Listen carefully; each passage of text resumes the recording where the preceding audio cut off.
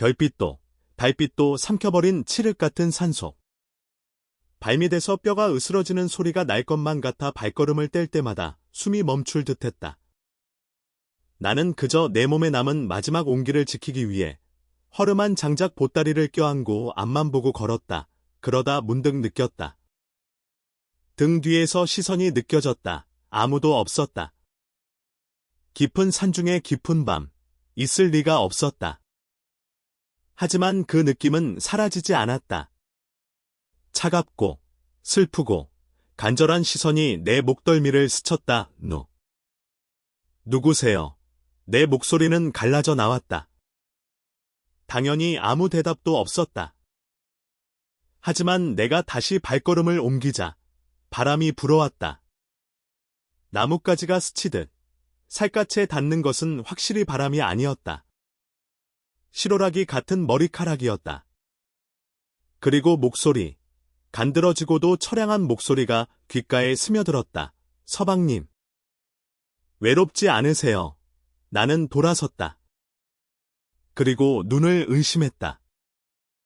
세상에 이토록 아름다운 여인이 있었다니?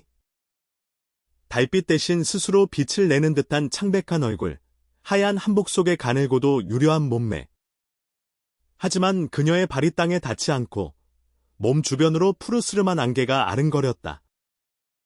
귀신이었다. 공포가 온몸을 훑었다. 숨이 막혀 죽을 것 같았다. 하지만 동시에 그녀의 눈망울에 담긴 외로움과 애틋함이 묘하게 다가왔다. 나는 살면서 이토록 나를 진심으로 바라본 시선을 본 적이 없었다.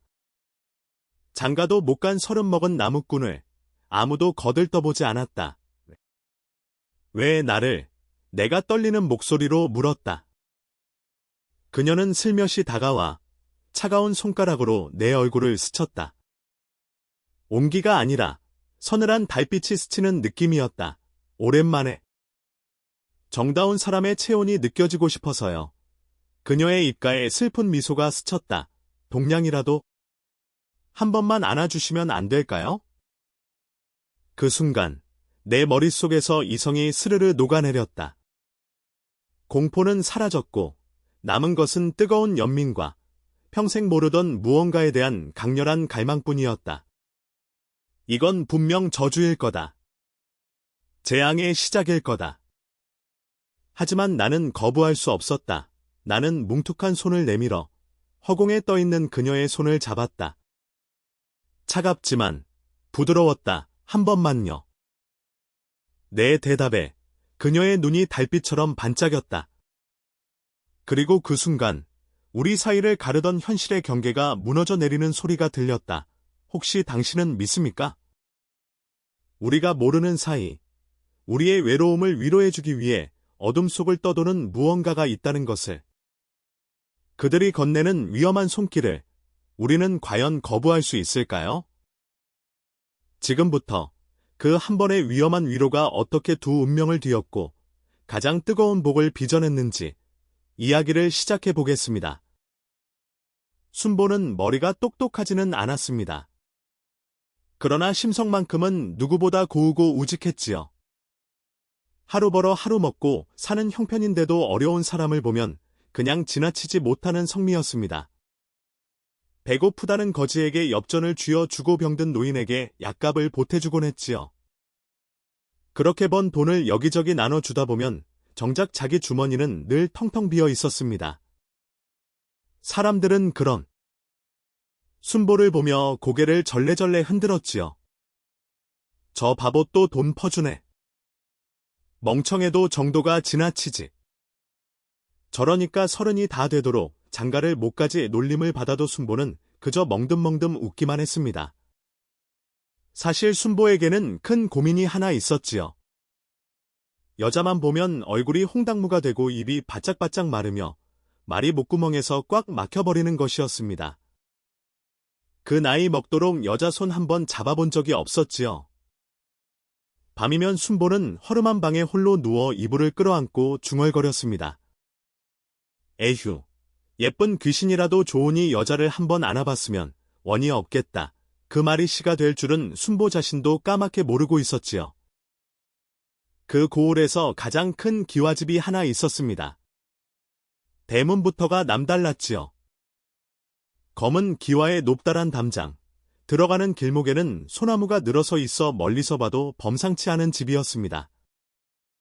그 집에는 과부 마님과 외동딸 한비다시가 살고 있었지요. 한빛은 홍기, 꽉 찬 나이의 고을에서 소문난 미색이었습니다. 봉긋이 솟은 가슴에 손으로 한 뼘 줄 듯한 잘록한 허리, 탐스럽게 익은 복숭아처럼 먹음직스러운 자태를 가졌지요. 얼굴 또한 빼어나서 지나가는 사내들이 슬쩍 바라볼 정도였습니다. 그러나 미색이 곱다고 마음까지 고운 것은 아니었지요. 한비다시는 성격이 얼음장이었습니다. 입을 열면 가시가 돛. 친말만 나왔고 웃는 법이 없었지요.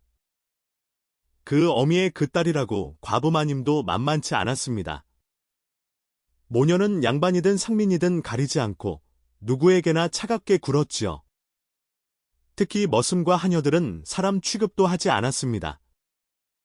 밥을 줄 때도 개밥 주듯 툭 던졌고 말 한마디에도 서슬이 펄었지요. 하인들은 등 뒤에서 이를 갈았습니다. 저 모녀는 전생에 무슨 원수를 졌길래 저리 독하게 굴까? 저 집에 장가드는 놈은 팔자가 기구할 거야. 예쁘면 뭘 해? 성깔이 저 모양인데 하인들의 원망이 하늘을 찔렀지만 모녀는 아랑곳하지 않았습니다. 그저 코를 높이 치켜들고 세상을 내려다볼 뿐이었지요. 순보는 그 집에 가기가 싫었습니다. 갈 때마다 속이 뒤집어지고 얼굴이 화끈거렸지요. 그러나 물건값만큼은 후하게 쳐주니 어쩔 수가 없었습니다. 다른 집에서는 깎고 또 깎아서 겨우 돈을 쥐어주는데 이 집만은 부르는 값 그대로 주었지요. 그날도 순보는 보찜을 메고 과부 마님 댁을 찾아갔습니다. 이번에는 은비녀 몇 점을 들고 갔지요.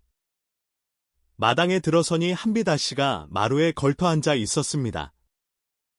순보는 얼굴이 살짝 붉어지며 고개를 숙였지요. 아씨. 이번에 좋은 비녀가 들어왔습니다. 한빛은 눈길 한번 주지 않고 시큰둥하게 대꾸했습니다. 거기 내려놔. 의순보가 조심스레 비녀를 내려놓자 한빛이 마지못해 일어나 비녀를 집어들었지요. 이리저리 살 펴보더니 코웃음을 쳤습니다. 이것밖에 없어. 순보가 우물쭈물하는 사이 한빛은 품에서 엽전 꾸러미를 꺼냈지요. 그리고는 순보 발 앞바닥에 툭 던졌습니다. 가져가. 어물어물하지 말고 순보는 얼굴이 화끈거렸지만 꾹 참고 허리를 숙여 돈을 주었지요. 그 모습을 본 한빛이 입꼬리를 비틀었습니다. 꼴 좀 봐라. 절에서 장가를 못 가지. 마침 마당으로 나온 과부 마님도 한마디 거들었지요. 30이 다 되도록 장가도 못 간 놈이 뭘 팔겠다고 기웃거려 모녀가 킥적킥적거리며 웃었습니다. 하인들까지 낄낄대자 순보는 귀까지 빨개졌지요. 돈을 주머니에 쑤셔넣고 돌아서는 순보의 이가 절로 갈렸습니다. 대문을 놔. 서며 순보는 작게 중얼거렸지요. 두고 봐라. 언젠가 전엔 내 코가 납작하게 잡아뜨려 주고 말 테다. 그 말을 누가 들었는지 순보는 알지 못했습니다. 그날 이후로도 순보는 과부 마님 댁에 다녀올 때마다 속이 쓰렸습니다. 그러나 장사꾼이 손님을 가릴 수는 없는 노릇이었지요. 며칠 뒤 순보는 이웃 고을 장터에 물건을 팔러 갔다가 돌아오는 길이었습니다. 해가 기울어지고 있었지요. 산길을 넘는데 문득 이상한 것이 눈에 들어왔습니다. 길가에서 조금 벗어난 곳에 작은 무덤 하나가 있었지요. 풀이 무성하게 자라 무덤. 인지 언덕인지 분간이 안 될 지경이었습니다. 순보는 발걸음을 멈추고 한참을 바라보았지요. 저런, 돌봐주는 사람이 없는 거로구나. 무덤 앞에는 상석도 없고 비석도 없었습니다. 누가 묻혀있는지조차 알 수가 없었지요. 순보는 괜히 마음이 무거워졌습니다. 가족도 없나? 외롭겠구먼. 그날 밤 순보는 잠이 오지 않았지요. 자꾸만 그 버려진 무덤이 눈앞에 어른거렸습니다. 이불을 뒤척이다 결국 벌떡 일어났지요. 동이 터오기 전이었습니다. 순보는 낫을 들고 어둠 속을 걸어 산길로 올라갔지요. 무덤에 도착하니 새벽 안개가 자욕했습니다. 순보는 낫을 휘둘러 무성한 풀을 베기 시작했지요. 슥싹슥싹 풀 베는 소리가 고요한 산속에 퍼졌습니다. 땀이 등 줄기를 타고 흘러내렸지요. 한참을 베고 나니 제법 무덤 모양이 드러났습니다. 순보는 주변의 잡초까지 말끔히 정리했지요. 그러고는 집에서 가져온 막걸리 한 사발을 무덤 앞에 올렸습니다. 누군지 모르겠지만 이거라도 한잔 하시구려 이순보는 무덤 앞에 무릎을 꿇고 공손히 절을 올렸지요. 외로우시겠소. 앞으로 제가 가끔 와서 풀이라도 베어드리겠습니다. 그 모습을 나무 뒤에서 지켜보는 이가 있었습니다. 순보는 알지 못했지요. 나무 뒤에 숨어있던 것은 젊은 처자였습니다. 머리를 허리까지 풀어헤치고 야른 하얀 속적삼을 입었지요. 봉긋이 솟은 가슴에 손으로 한 뼘 줄 듯한 잘록한 허리, 빼어난 미색을 가졌습니다. 몸 전체에서 푸른 빛이 살짝 감돌았지요. 한 번도 못 해본 처녀 귀신이었습니다. 이름은 담비였지요. 담비는 희한한 귀신이었습니다. 보통 귀신은 해가 지고 나서야 돌아다니는 법인데 담비는 대낮에도 버젓이 활보하고 다녔지요. 물론 사람들 눈에는 보이지 않았습니다. 어떻게 죽었는지는 기억이 나지 않았지요. 그저 어느 날 눈을 떠보니 귀신이 되어 있었습니다. 확실한 것은 딱 하나, 자신이 처녀라는 사실뿐이었지요. 사내의 손 한번 잡아보지 못하고 죽은 것입니다. 그래서 담비는 원한에 사무친 귀신이 아니었지요. 오히려 성격이 밝고 장난기가 넘쳤습니다. 심심하면 마을을 돌아다니며 사람 구경을 하곤 했지요. 그런데 오늘 본 그 사내는 달랐습니다. 세상에 저렇게 순수하고 착한 사람이 있다니, 아무 연고도 없는 무덤에 찾아와 풀을 베어주고 막걸리까지 올려주다니. 담비는 눈물이 주르륵 흘러내렸지요. 그토록 오랜 세월 도 거들떠보지 않던 자신의 무덤을 처음 보는 사내가 정성껏 돌봐주고 있었습니다. 저 사내는 대체 어떤 사람일까? 호기심이 불끈 솟아올랐지요. 담비는 순보가 산을 내려가는 뒷모습을 바라보다가 슬금슬금 뒤를 따랐습니다. 어디 사나 한번 구경이나 해볼까? 입꼬리가 살짝 올라갔지요. 장난기 가득한 눈빛이 반짝거렸습니다. 그날부터 순보 주변에 기한 일들이 벌어지기 시작했습니다. 순보는 영문을 알 수 없었지요. 장터에서 있었던 일이었습니다. 평소 순보를 놀리던 건달 패거리가 길을 막아섰지요. 아, 바보 순보. 오늘은 뭘 팔아? 장가도 못 간 놈이 돈은 벌어서 뭐하게. 건달들이 킥적킥적거리며 순보를 에워쌌습니다. 순보는 고개를 숙인 채 그저 지나가려고만 했지요. 그때였습니다. 맨 앞에 있던 건달이 갑자기 발이 걸려 앞으로 꼬꾸러졌지요. 으악, 코가 땅바닥에 처박히며 진흙이 얼굴에 잔뜩 묻었습니다. 뒤에 있던 놈들이 깔깔 웃으며 손가락질을 했지요. 아, 이놈아! 뭐 하는 거야? 그런데 웃던 놈들도 하나씩 발이 꼬이더니 줄줄이 넘어졌습니다. 진흙탕에 코를 박고 뒹굴른 꼬리 가관이었지요. 순보는 어리둥절한 표정으로 그 광경을 바라보았습니다. 이게 무슨 일이요? 보이지 않는 담비가 배를 잡고 웃고 있었지요. 호호, 꼴 좋다. 며칠 뒤에는 과부 마님 댁에서 한바탕 난리가 났습니다. 한빛 아씨가 마당을 거닐고 있었지요. 마침 이웃 마을 양반 도령이 구경을 왔습니다. 한빛은 도도하게 고개를 치켜들고 걸음을 옮겼지요. 바로 그 순간이었습니다. 갑자기 바람이 불더니 한빛의 치맛자락이 확 들쳐졌지요. 속옷이 홀라당 드러났습니다. 야! 한빛이 비명을 지르며 치마를 부여잡았지요. 도령은 눈이 휘둥그레져서 멍하니 바라보다가 얼굴이 새빨개졌습니다. 한빛은 수치심에 울음을 터뜨리며 방으로 뛰어 들어갔지요. 누가 이런 짓을?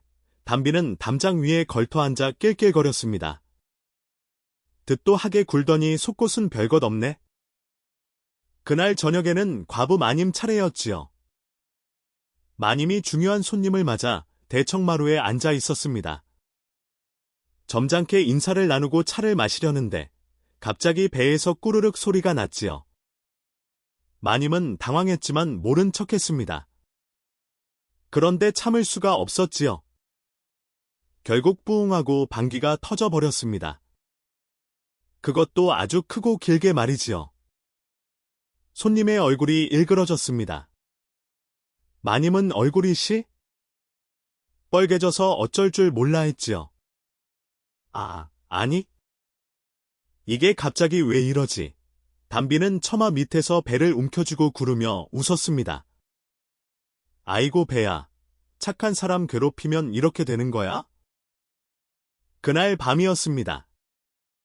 순보는 저녁을 먹고 일찍 잠자리에 들었지요. 보찜 장사로 온종일 걸어다녔더니 몸이 쑤시고 아팠습니다. 이불을 뒤집어 쓰고 드르렁드르렁 코를 골며 잠이 들었지요. 한밤중이었습니다. 순보는 자꾸 가슴이 답답했지요. 무언가 짓누르는 느낌이었습니다. 숨이 막혀서 뒤척이다가 결국 눈을 떴지요. 그런데 눈앞에 얼굴이 있었습니다. 그것도 아주 가까이에. 서 자신을 빤히 내려다보고 있었지요. 달빛에 비친 하얀 얼굴, 길게 늘어진 머리카락, 그리고 몸에서 살짝 감도는 푸른빛. 순보는 심장이 쿵 내려앉았습니다. 으악! 비명을 지르며 벌떡 일어났지요. 그런데 일어나려고 보니 그 처자가 자기 배 위에 걸터 앉아 있는 것이 아니겠습니까? 순보는 기겁을 하며 뒤로 기어갔습니다. 엉덩이로 기어서 벽까지 물러났지요. 니시오. 저 처자가 왜 산속에만 있는 집에 들어와 있는 거요? 순보는 이불을 끌어당겨 몸을 가렸습니다.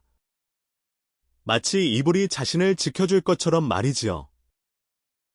처자는 고개를 갸웃거리더니 방긋 웃었습니다. 어머, 서방님 왜 그래? 나 몰라. 목소리가 맑고 청아했지요. 순보는 눈을 깜빡거렸습니다. 서방님이라니?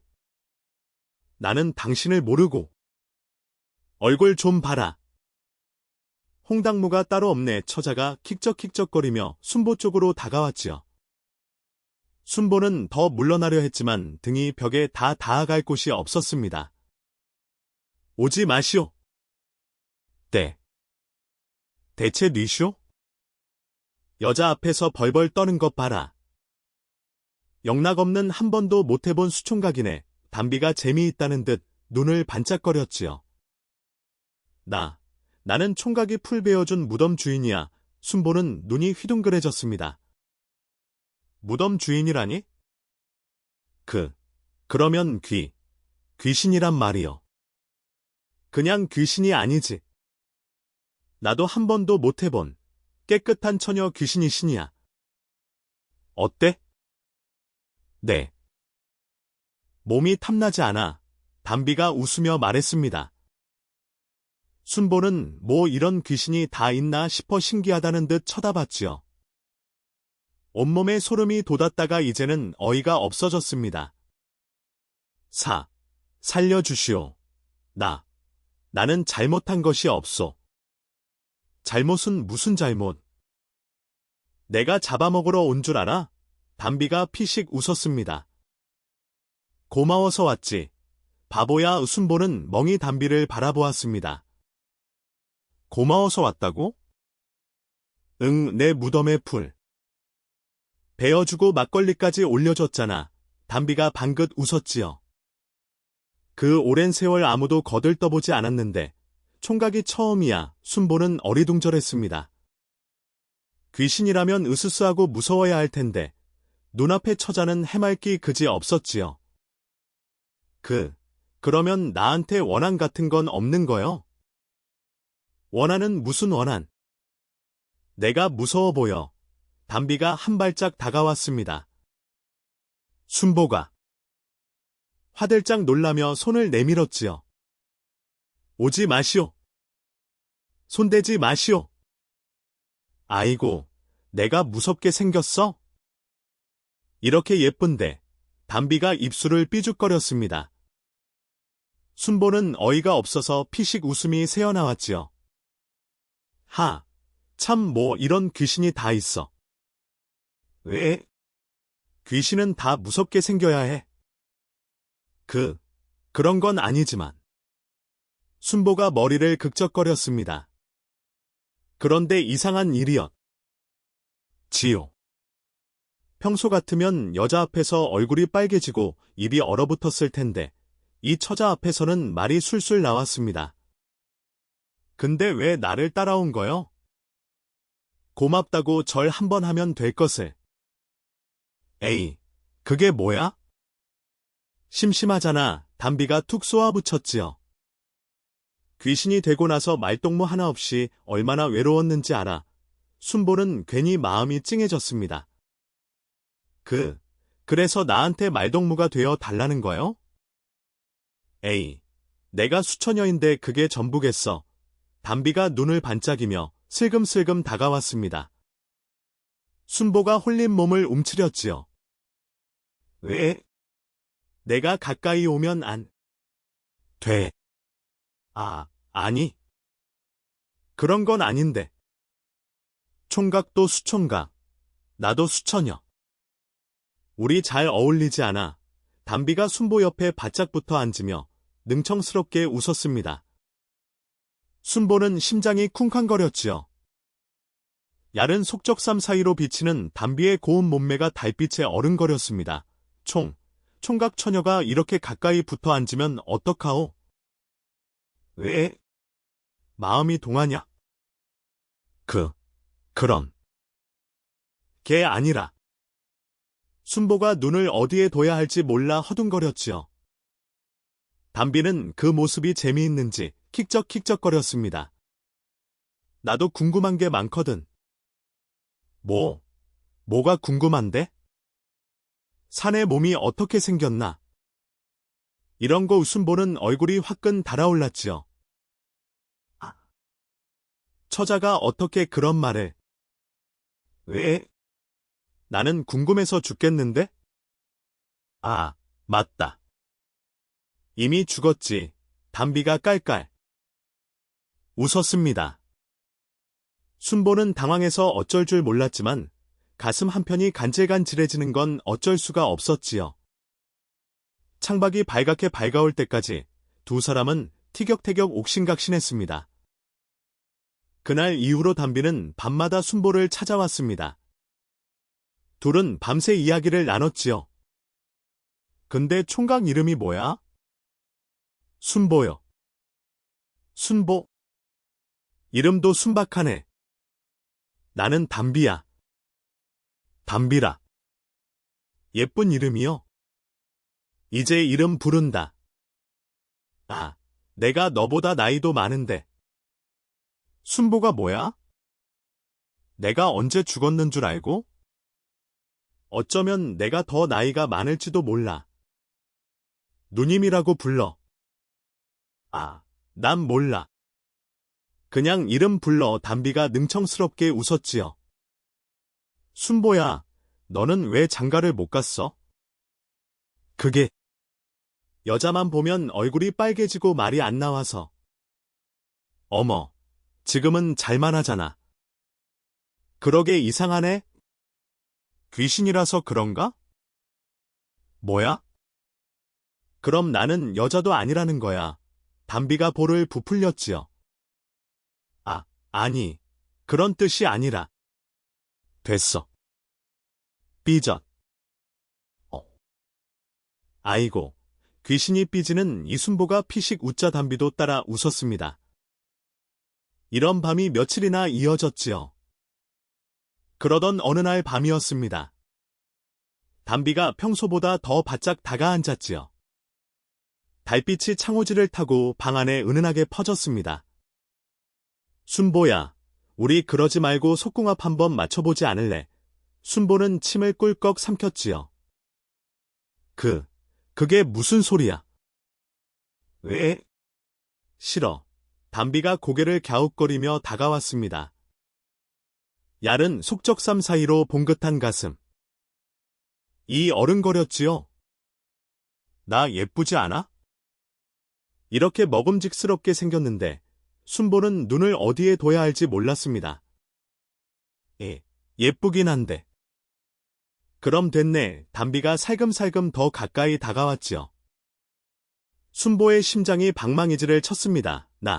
나는 경험이 없어. 나도 없어.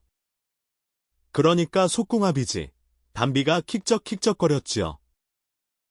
순보는 머릿속이 하얘졌습니다. 귀신한테라도 총각질을 떼고 싶었지요.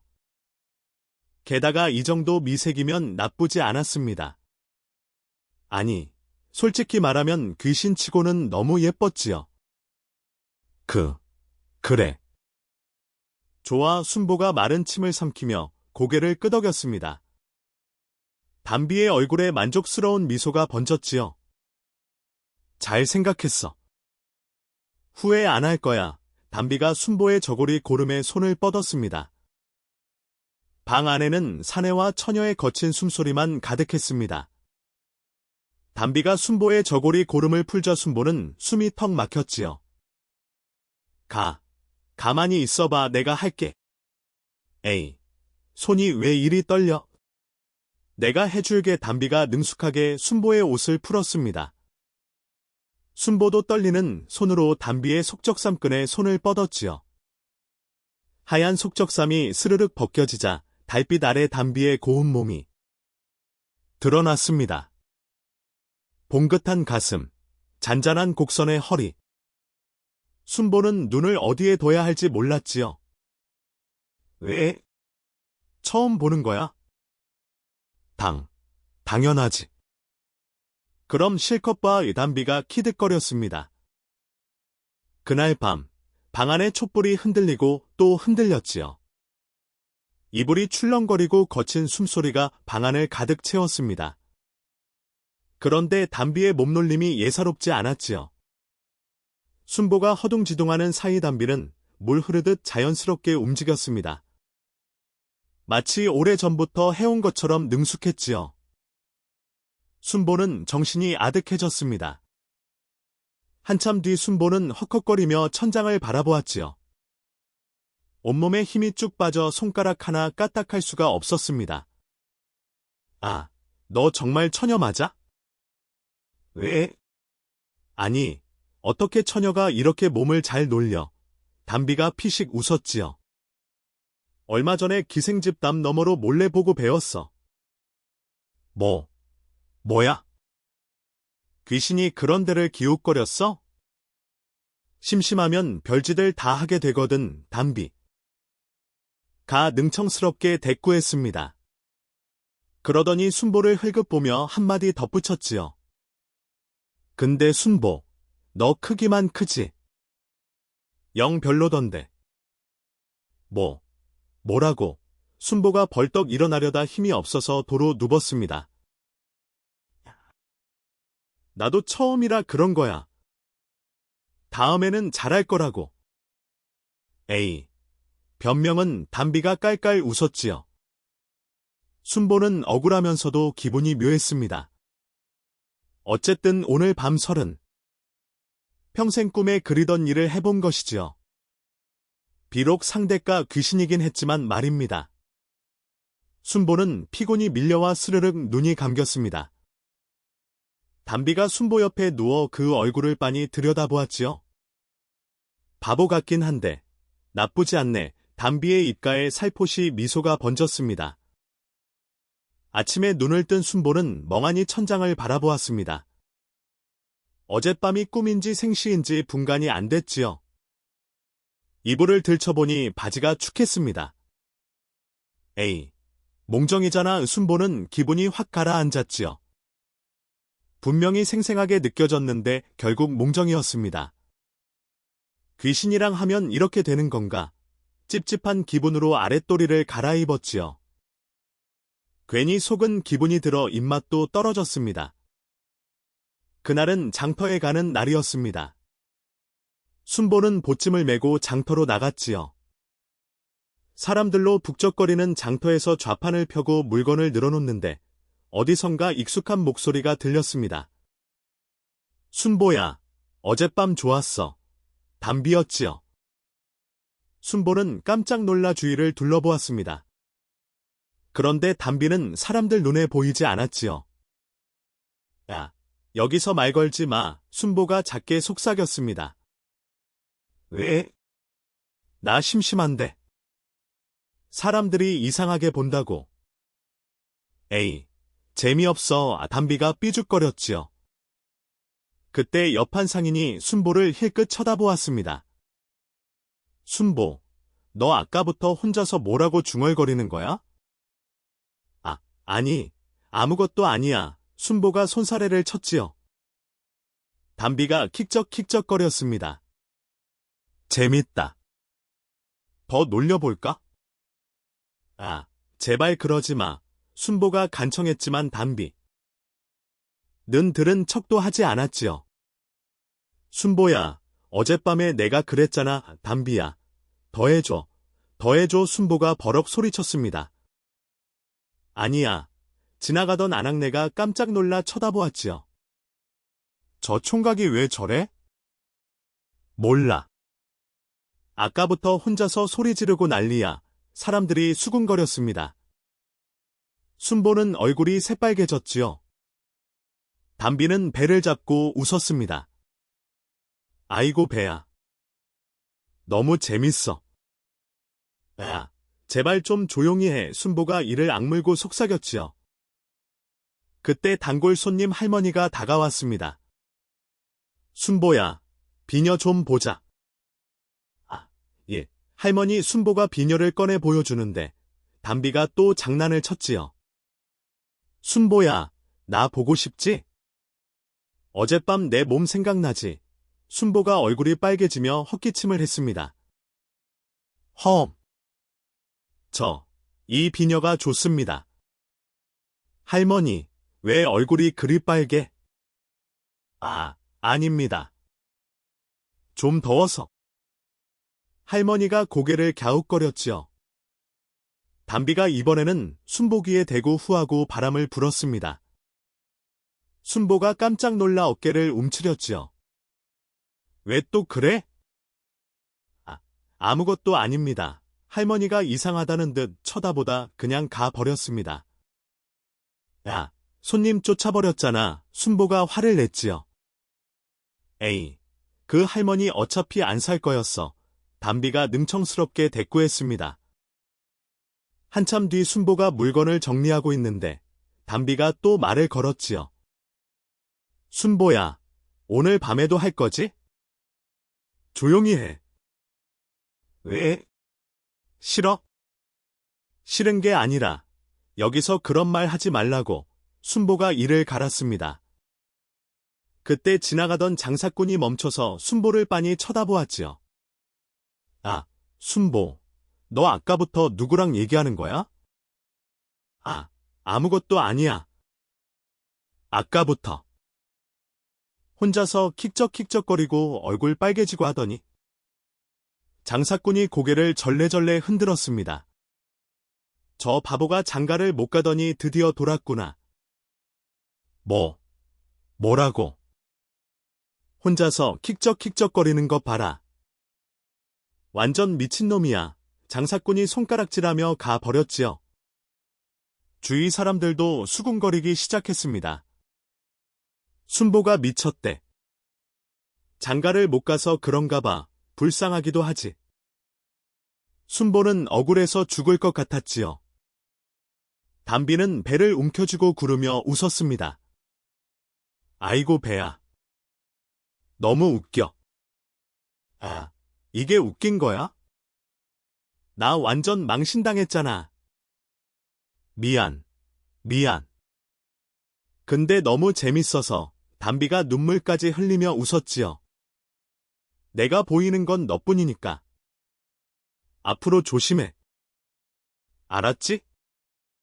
너 때문에 조심할 게 생긴 거잖아. 순보가 버럭 소리쳤습니다.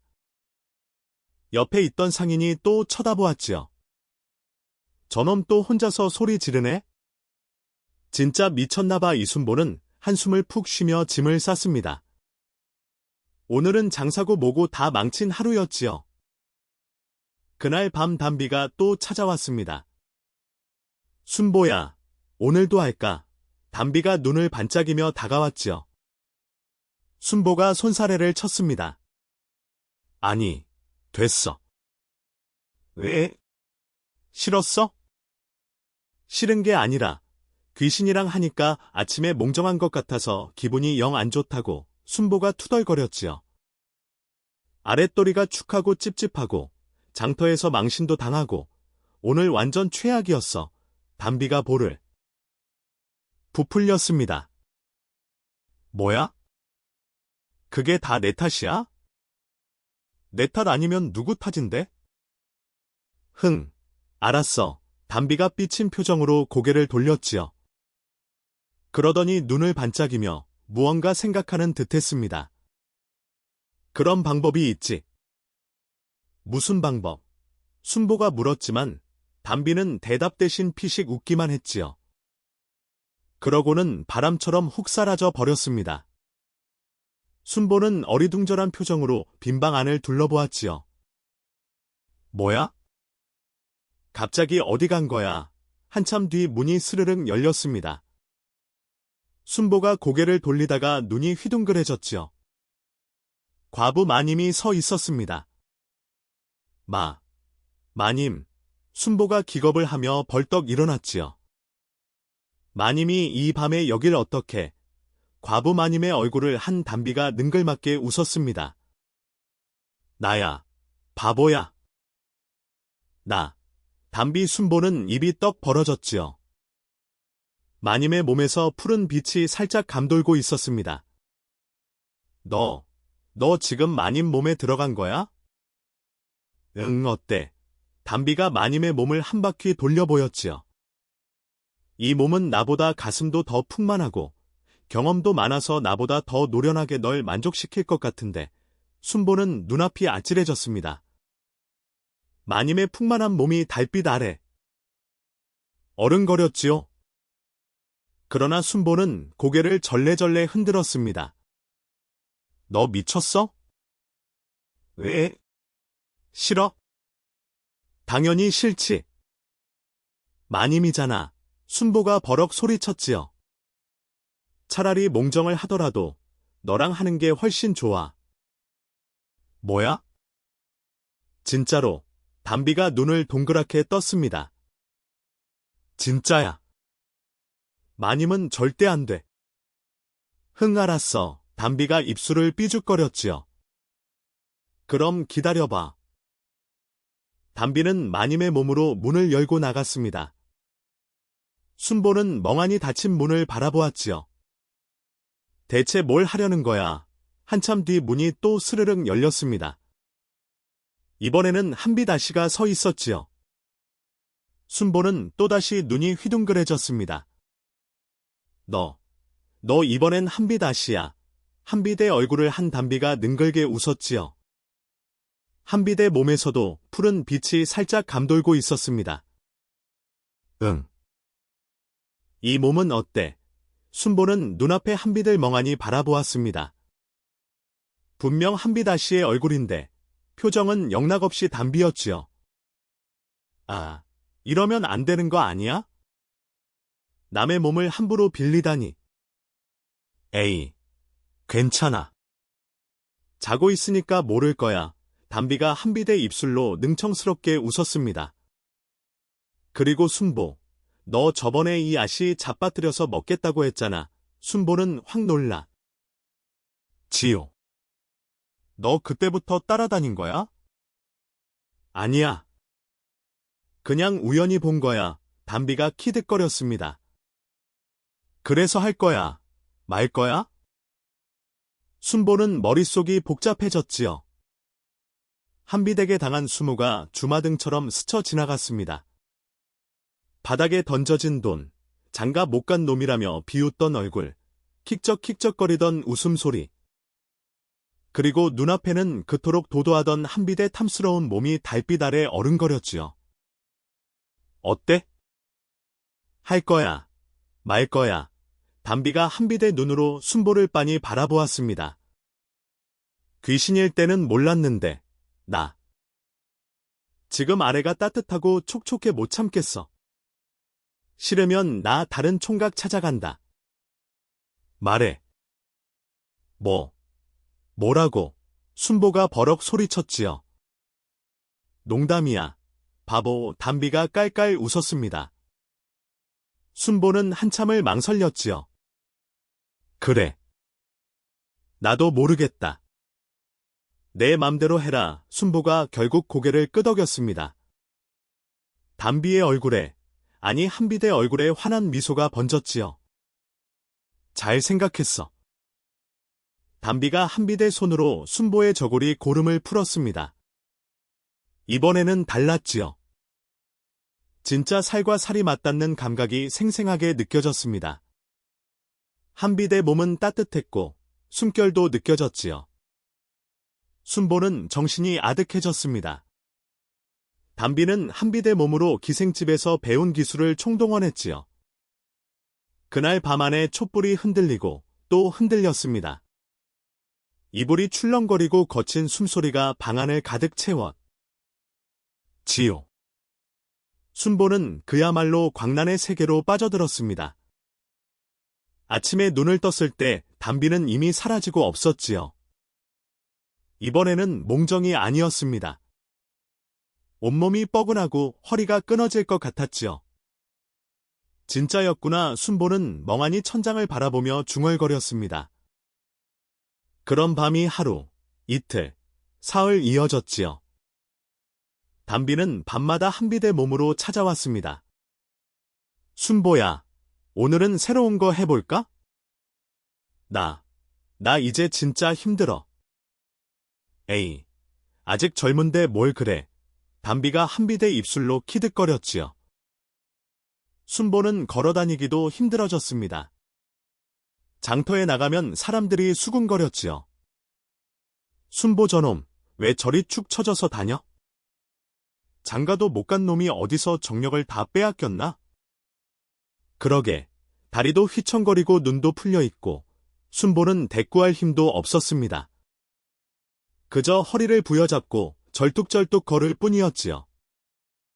그런데 이 소문이 저승까지 퍼졌습니다. 저승에서는 난리가 났지요. 뭐라고? 처녀 귀신이 산 사람 몸의 빙의해서 밤마다 사내와 정을 통한다고 염라대왕이 눈을 부릅떴습니다. 당장 그녀를 잡아들여라. 저승사자가 허겁지겁 이승으로 달려갔지요. 그날 밤, 담비가 또 한비대 몸으로 순보를 찾아가려는 참이었습니다. 갑자기 앞을 가로막는 검은 그림자가 나타났지요. 거기 서라. 담비라는 여가 너냐? 저승사자였습니다. 검은 가대 검은 도포를 입고 손에는 쇠사슬을 들고 있었지요. 담비는 눈을 동그랗게 떴습니다. 어머, 누구세요? 나는 저승사자다. 너 염라대왕 앞으로 끌려가야 한다. 에이, 싫음. 싫으면 어쩔 건데. 저승사자가 쇠사슬을 휘두르자 담비는 꼼짝없이 붙잡히고 말았지요. 잠깐만요. 오늘 약속이 있는데? 시끄러워. 따라와. 담비는 그렇게 저승으로 끌려갔습니다. 염라대왕 앞에 무릎을 꿇은 담비는 어리둥절한 표정이었지요. 내 이름이 뭐냐? 담비예요. 어디서 살았느냐? 그건 기억나는데요. 어느 고을 산 아래 작은 마을이요. 어떻게 죽었느냐? 담비가 고개를 갸웃거렸습니다. 그건 잘 모르겠어요. 그냥 자다가 일어났더니 이렇게 되어 있었어요. 염라대왕이 눈을 찡그리며 생사부를 펼쳤지요. 장부를 이리저리 훑어보다가 갑자기 얼굴이 굳어졌습니다. 뭐야, 이게. 염라대왕이 고개를 번쩍 들어 저승사자를 노려보았지요. 저승사자는 그 눈빛에 움찔했습니다. 이놈아. 염라대왕이 버럭 소리쳤지요. 이 아이는 죽을 운명이 아니었잖아. 저승사자의 얼굴이 새파랗게 질렸습니다. 예. 이놈이 이름을 헷갈려서 엉뚱한 아이를 데려온 거야. 저승사자가 후다닥 생사부를 들여다보았지요. 그러더니 얼굴이 새빨개졌습니다. 소인이 죽을 죄를 지었습니다. 저승사자가 바닥에 납작 엎드려 빌었지요. 염라대왕은 뒷목을 잡으며 한숨을 내쉬었습니다. 이 일을 어찌 알고. 이미 이 아이 몸은 어서 돌려보낼 수도 없고. 담비는 이게 무슨 상황인지 얼떨떨한 표정으로 둘을 번갈아 바라보았지요. 저승사자가 담비 앞에 무릎을 꿇었습니다. 아가씨, 소인이 잘못했습니다. 제발 용서해 주십시오. 예? 뭐가요? 아가씨는 원래 죽을 운명이 아니었는데 소인이 이름을 헷갈려서 잘못 데려온 겁니다. 담비의 눈이 휘둥그레졌지요. 뭐라고요? 그러니까 내가 죽은 게 이 아저씨 잘못이라고요. 저승사자가 연신머리를 조아렸습니다. 죄송합니다. 정말. 죄송합니다. 염라대왕도 헛기침을 하며 난처한 표정을 지었지요. 허엄. 그러니까 담비 아가씨, 우리 쪽 실수가 많네? 어떻게 해드리면 좋겠소? 담비는 어이가 없어서 한참 동안 말을 잇지 못했습니다. 담비는 팔짱을 끼고 저승사자를 노려보았습니다. 그러니까 내가 한 번도 못 해보고 죽은 게 다 아저씨 잘못이라는 거네요. 그렇습니다. 저승사자가 고개를 푹 숙였지요. 아가씨, 정말 죄송합니다. 죄송하면 다 해요? 내 인생 돌려줘요. 담비가 버럭 소리쳤습니다. 염라대왕이 헛기침을 몇 끼어들었지요. 허엄, 담비 아가씨. 화내는 거 이해하네? 그런데 이미 몸이 썩어서 돌려보낼 수가 없어서 말이야. 그럼 어떻게 하라고요? 저는 평생 귀신으로 떠돌아다녀야 하는 거예요. 담비의 눈에 눈물이 그렁그렁 맺혔습니다. 염라대왕은 난감한 표정으로 생사부를 이리저리 뒤적였지요. 그때 염라대왕의 눈이 번쩍 빛났습니다. 오, 이게 있었구나. 뭐가요? 담비가 고개를 갸웃거렸지요. 한빈이라는 아이가 바로 오늘 밤 죽게 되어 있네? 한빛이요? 그 도도한 아씨요. 담비의 눈이 동그래졌습니다. 염라대왕이 고개를 끄덕였지요. 그래. 이 아이는 원래 오늘 밤 죽을 팔자야. 염라대왕이 생사부를 탁 덮으며 저승사자를 노려보았습니다. 이놈아, 내 실수를 만회할 기회가 딱 한 번 있다. 무엇이옵니까, 대왕님? 저승사자가 벌벌 떨며 물었지요. 한비디가 죽으면 그 몸에 담비 아가씨를 넣어라. 예, 저승사자와 담비가 동시에 눈을 동그랗게 떴습니다. 한비디 몸은 멀쩡하니까 담비 아가씨가 그 몸으로 다시 살면 되지. 않겠나? 염라대왕이 턱을 쓰다듬으며 말했지요. 담비는 어리둥절했습니다. 그러니까 제가 한비다시로 살라는 거예요? 그렇지. 어차피 아가씨가 요즘 그 몸으로 돌아다녔다며 염라대왕이 야릇한 표정으로 말했지요. 그 몸으로 순보와 열심히 떡 쳐서 아들, 딸 많이 낳고 잘 살아봐. 내가 눈 감아 줄게 담비의 얼굴이 새빨갛게 물들었습니다. 대왕님이 어떻게 그런 말씀을. 됐네 됐어. 다. 알고 있으니까 염라대왕이 손을 내저섰지요. 저승사자가 후다닥 일어나며 말했습니다. 아가씨, 소인이 책임지고 모시겠습니다. 저승사자는 담비를 데리고 이승으로 달려갔지요. 한비대 집에 도착하니 한밤중이었습니다. 한빛은 방 안에서 자고 있었지요. 그런데 갑자기 한빛이 가슴을 움켜쥐며 괴로워하기 시작했습니다. 얼굴이 새파랗게 질리더니 숨이 가빠졌지요. 저승사자가 담비에게 속삭였습니다. 이제 고집니다. 준비하세요. 잠시 후 한빛의 몸에서 하얀 기운이 스르륵 빠져나왔지. 한빛의 혼이었습니다. 한빛의 혼은 어리둥절한 표정으로 주위를 둘러보았지요. 뭐야? 이게 무슨 상황이야? 그러다 저승사자와 담비를 발견하고 눈을 부릅떴습니다. 너희들 누구야? 감히 내 방에서 뭐 하는 거야? 도도한 성격은 죽어서도 변하지 않았지요. 저승사자가 무표정하게 대답했습니다. 넌 죽었어. 나를 따라와. 뭐라고? 죽었다고. 내가? 한빛의 혼이 버럭 소리쳤지요. 말도 안 돼. 나는 멀쩡히 자고 있었다고. 시끄러워. 생사부에 내 이름이 올라왔어. 저승사자가 쇠사슬을 꺼내 들었습니다. 자, 이제 담비 아가씨 들어가세요. 담비는 떨리는 마음으로 한빛의 몸에 다가갔지요.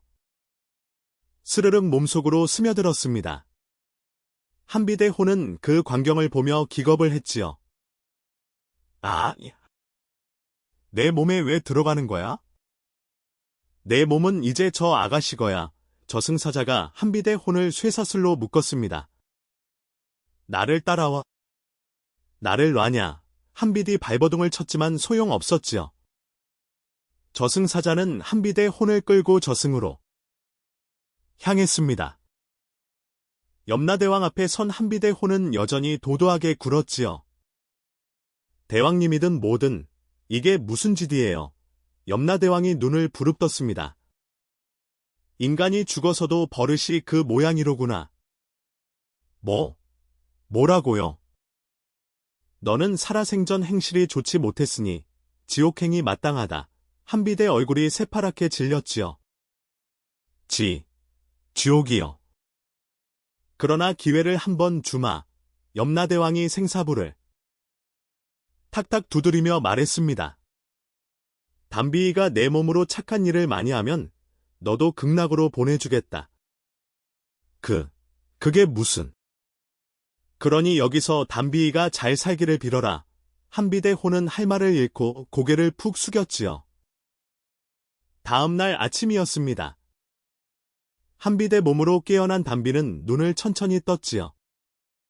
창밖으로 햇살이 쏟아져 들어왔습니다. 담비는 자기 손을 가만히 내려다보았지요. 풀은 빛이 돌지 않았습니다. 담비는 벌떡 일어나 자기 몸을 이리저리 살폈지요. 가슴에 손을 얹어보니 심장이 쿵쿵 뛰고 있었습니다. 숨을 들이마시니 따뜻한 공기가 폐 속으로 들어왔지요.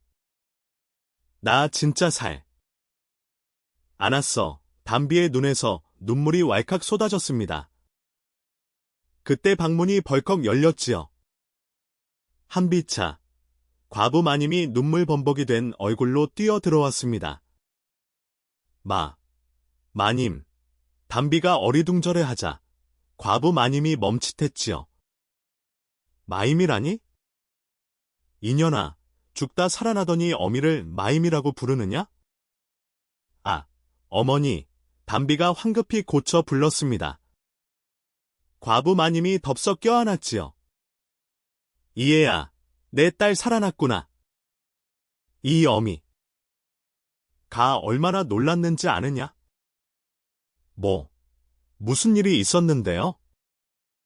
어젯밤에 내가 갑자기 숨을 안 쉬어서 이 어미가 얼마나 기겁을 했는지. 과부 마님이 담비를 더 꽉 껴안았습니다. 근데 새벽에 다시 숨을 쉬기 시작해서. 아이고, 이게 무슨 일인가 싶었다. 담비는 과부 마님의 등을 어색하게 토닝했지요. 저 살아났어요. 걱정 마세요. 2년. 다시는 이 어미 놀라게 하지 마라. 과부 마님이 울먹이며 말했습니다. 담비는 괜히 마음이 뭉클해졌지요. 한비든 도도하게 굴기만 했는데 이렇게 걱정해주는 어머니가 있었구나. 어머니, 죄송해요. 담비가 나지막이 말했습니다. 과부 마님이 눈을 동그랗게 떴지요. 뭐라고? 내가 방금 뭐라고 했느냐? 죄송하다고요? 네, 제가 죄송해. 과부 마님이 어이없다는 표정을 지었습니다. 죽다 살아나더니 성격이 변했구나. 담비는 피식 웃었지요. 네, 이제부터 달라질 거예요. 과부 마님은 고개를 갸웃거리면서도 기분이 좋은 듯 웃었습니다. 그래, 살아났으니 됐다. 큰 잔치를 열어야겠구나. 과부 마님은 죽어가던 딸이 살아난 것이 너무 기뻐서 큰 잔치를 열기로 했습니다. 마님은 머슴에게 순보와 같이 잔치 준비를 하라고 했지요. 순보는 머슴과 함께 거래하는 상인들에게 잔치에 필요한 재료를 샀습니다. 둘이서 지게에 가득 싣고 과부 마님 댁으로 왔지요. 마당에 들어서니 한빛 아씨가 서 있었습니다. 한빛이 된 담비는 자신이 담비인 걸 숨기고 순보에게 장난을 쳤지요. 어머, 이게 누구야? 우리 바보 순보 아니야. 싸늘한 눈빛으로 순보를 위아래로 훑어보았습니다. 물건은 제대로 사온 거겠지? 어디 보자. 짐을 뒤적이며 트집을 잡는 신용을 했지요. 순보는 속이 상했습니다. 여전히 도도한 한빛 아씨라고 생각했지요. 하인들이 뒤에서 수군거렸습니다. 전혀 죽다 살아나도 변한 게 없어. 그러게, 성격은 여전하네. 잔치 준비가 끝나고 잔치가 시작되었지요. 하인들은 처음 보는 일이라 음식을 먹어도 되나 싶어 눈치만 보고 있었습니다. 그런데 한빛이 밝은 모습으로 웃으며 하인들에게 다가왔지요. 맛있게 많이 먹어. 하인들이 눈이 휘둥그레졌습니다. 이것도 먹어. 한빛이 손수 고기를 집어 주었지요. 하인들은 당황해서 서로 얼굴을 쳐다보았습니다. 한빛이 순보 쪽으로 걸어가자 하인들이 뒤에서 수군거렸지요. 전현이 이번에는 무슨 장난을 치는 거야? 한빛이 된 담비가 순보 앞에 섰습니다. 너 이름이 순보지? 너도 많이 먹어. 담비가 고기를 집어 순보 앞에 놓으며 재미있다는 표정으로 웃었지요. 순보는 당황해서 하인들과 서로 눈을 마주쳤습니다. 이게 무슨 상황이지? 하는 표정이었지요. 이번에는 하인들이 고개를 절레절레 흔들며 말했습니다. 세상에, 사람이 죽다 살아나더니 변했네? 변했어. 완전히. 변했어. 그날 밤이었습니다. 순보가 방에서 막 잠자리에 들렸는데 문이 스르륵 열렸지요. 고개를 돌리니 한빛 아씨가 서 있었습니다. 순보는 화들짝 놀라 벌떡 일어났지요. 너 또 한빛 아씨 몸으로 온 거야. 한빛이 된 담비가 피식 웃었습니다. 바보야. 내가 귀신으로 보여? 나 이제 귀신 아니야. 담비가 한 발짝 다가왔지요. 이제 내가 한빛 아씨. 순보는 눈을 동그랗게 떴습니다. 담비의 몸을 살펴보니 푸른 빛이 돌지 않았지요. 진짜야. 이 몸이 나보다 더 맛있는 거 아니었어. 담비가 능글맞게 웃더니 순보가 생각할 틈도 없이 달려들었습니다. 순보의 입에 뽀뽀를 해버렸지요. 순보는 눈이 휘둥그레진 채 멍하니 서 있었습니다. 몸에서 푸른빛도 없는 걸 보면 거짓말은 아닌 것 같은데. 대체 무슨 상황인지 알 수가 없었지요. 바로 그때였습니다. 방 한쪽에서 검은 그림자가 스르륵 나타났지요. 저승사자였습니다. 순보는 기겁을 하며 뒤로 물러났지요. 저승사자가 순보를 보며 희죽 웃었습니다.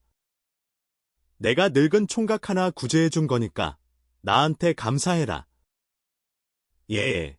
순보가 어리둥절해하자 저승사자가 뒤돌아섰지요. 이렇게 하면 염라대왕님이 용서해 주시겠지.